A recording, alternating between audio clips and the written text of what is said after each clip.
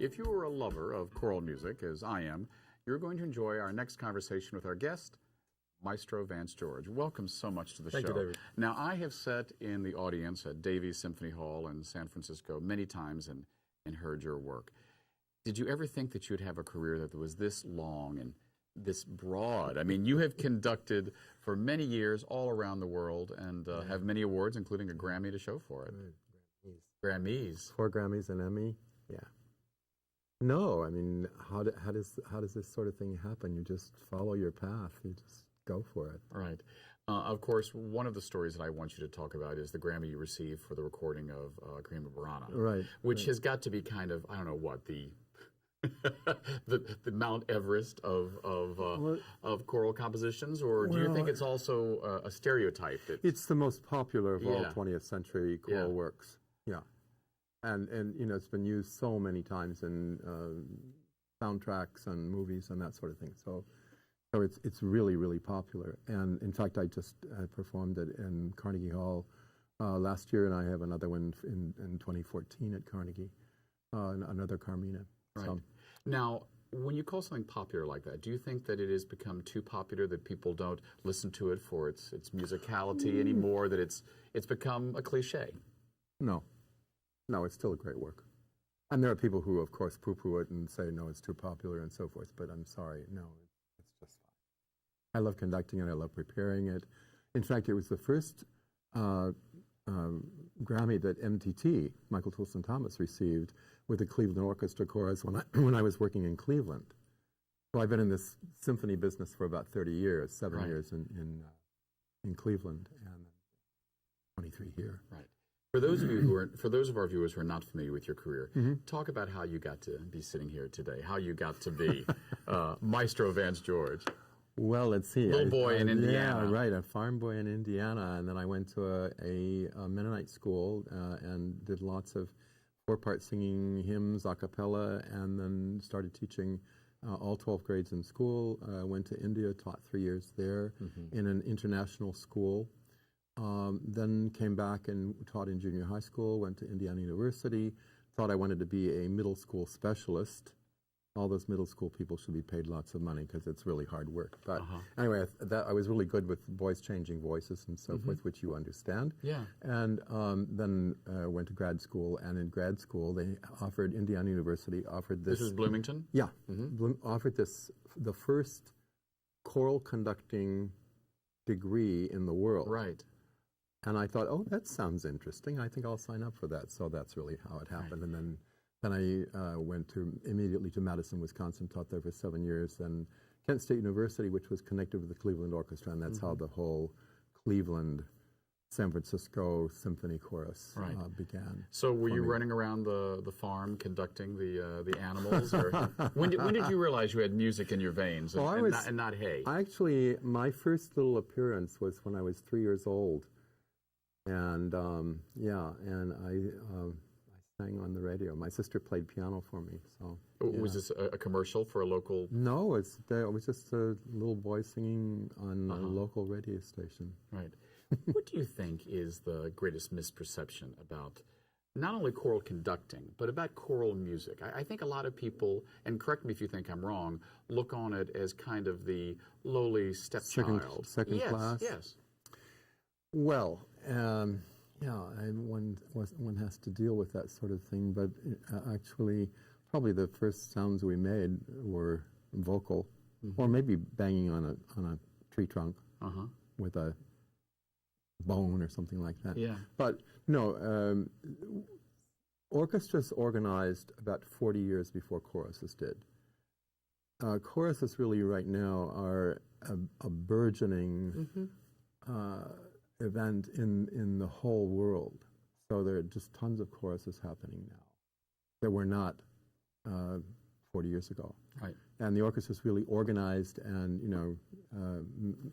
created a hierarchy of how people should be paid and so forth. We have started paying singers, so that's a big improvement. Right. But no, that's gradually changing. When I first came here, I was told that choruses don't sell.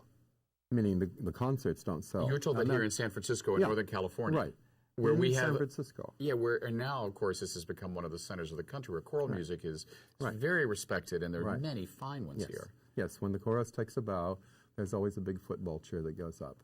And it's almost embarrassing sometimes because the orchestra's there, so are the soloists. But the chorus gets a big hurrah. Right. So Now, I think that's just fine. how did you develop your ear? Because you not only have an ear for choral music and voices, but for language as well. Is this just a natural gift? Or? Language is natural, but How many do you speak? Two. I speak enough German to go to Hamburg next week and rehearse in German. Okay. But okay. no, the vocal thing is something that I've really worked on, vocal colors and sound colors and that sort of thing. That's something that I've really worked on. My first exposure actually to choral music was Robert Shaw. I was 17. And what did that do to you? It's still in my ear. It's just amazing. It was something that just simply changed my life without me even knowing it. Mm-hmm. Now you talk a lot, and I've read interviews you've done about choral colors. Mm-hmm. Is it all about color, or is it also about shape? I mean, how do you? Oh, sure, it's shape. Color is shape. Shape is color. I'm doing a concert in July of Brahms and Schubert. And we'll start with a piece by Brahms, O Schöne Nacht. And it just starts out, O schöne. Well, that first word, O, should have a little decrescendo, a little color, a little shaping and so forth. So it's that kind of detail that I insist on and build it in from the very first rehearsal. I remember when I was a choir boy back in Richmond, Virginia, every year we would sing the Messiah. And of course, everyone wants us to hear the Hallelujah, which has come to be called the Hallelujah Chorus. Right. Do you still think that's a fine piece of music, or it's become Fantastic. burdened by cliche?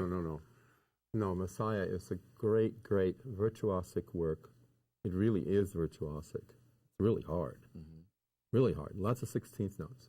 But Hallelujah is one of the great, great, great pieces. In fact, that's how this Grammy was introduced. Well, let's talk about this, because I know you've got a Grammy story.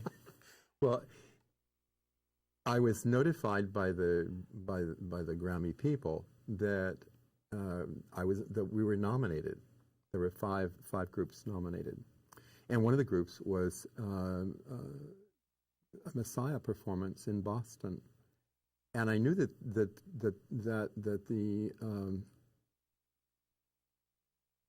Los Angeles Master Chorale had been hired to sing Hallelujah Chorus because I was going to go down and visit with my friend who was conducting the Hallelujah Chorus, conducting the Master Chorale. And so I thought, well, shoot, I already know who's going to get the Grammy, because if you sing on the show, you're going to get the Grammy. In fact, Katie Lang sang in this particular show. The Red Hot Chili Peppers sang on the show, but they all got Grammys, right? So I thought, well, why should I go? I know who's going to get the best choral performance Grammy. And then one of my friends said, no, you should go. This may be the only time it ever happens. Go to the nomination party at least. So I did, which was very weird, because you walk around and there are all these people that sort of walk around like they think you should know who they are. Yes, only but I you didn't. don't. Yes. No, I had no idea. And we all got big medallions and so forth. So at least you got something if you didn't get the Grammy. And so the next day, I went to the Grammys in the afternoon, and this wonderful gospel group got a Grammy for Gospel Messiah. But there was no presentation for best choral performance in the afternoon. That's when most of all of the classical awards are made. Given in the afternoon. Yes, before right. the live performance. So live show. That show is over. Fine. We have a tiny break, and you can't leave the hall. They won't let you back in. So I thought, okay, fine, I'll go. Now I would go back to my seat. Only I had a different seat this time in row 5 on the aisle. I still didn't get it. So I'm thinking, all right, fine. So the show goes along. It's the music is so loud because everything has a contact mic on. Every orchestral player, it's just insanely loud. It's just like pounding on your chest like a heart attack. So comes to the best choral performance, and out comes the master chorale, and they sing Hallelujah Chorus. And about halfway through, the gospel group from the afternoon starts coming down in the dashikis, singing Hallelujah, only really gospel Hallelujah. And it was, it was a setup To realize for you. to introduce. So you've got to be, I mean, I've heard of people going to surprise birthday parties. You've got to be the only Oh, person it's like- ever that got a surprise Grammy.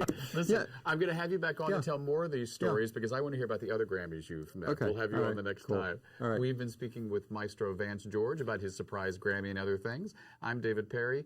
Thanks for tuning in. We'll see you next week.